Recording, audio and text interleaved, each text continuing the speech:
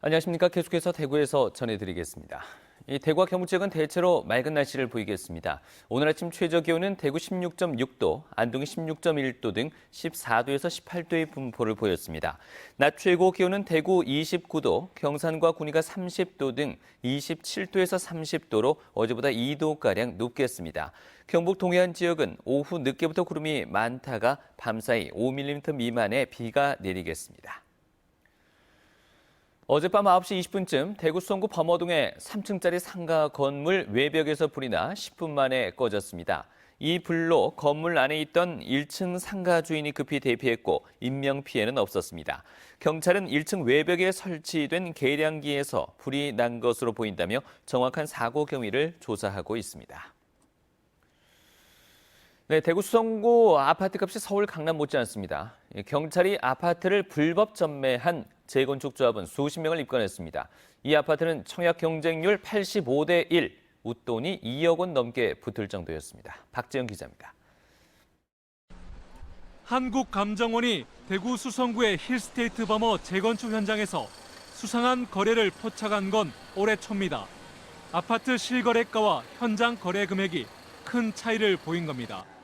대구 수성구청이 지난 3월 다운 계약을 의심해 조사를 시작했는데 실제로 불법 전매 정황이 무더기로 나와 경찰에 수사 의뢰했습니다.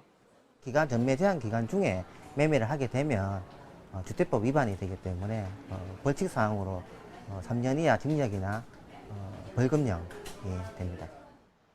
경찰은 아파트 입주권을 불법 전매한 혐의로 재건축 조합원 40여 명을 형사 입건해 기소 의견으로 검찰에 송치했습니다.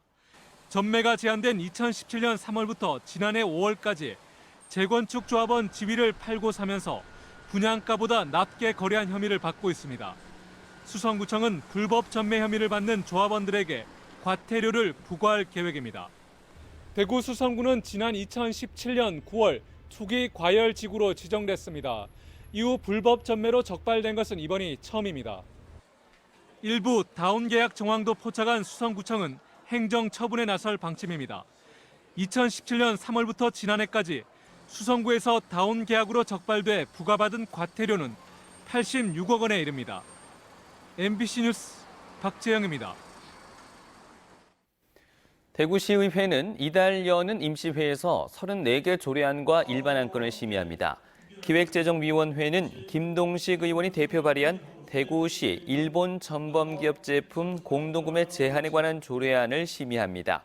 조례안은 대구시가 물건을 공동구매할 때 일본 전범기업의 제품을 사지 못하게 하는 내용을 담고 있습니다.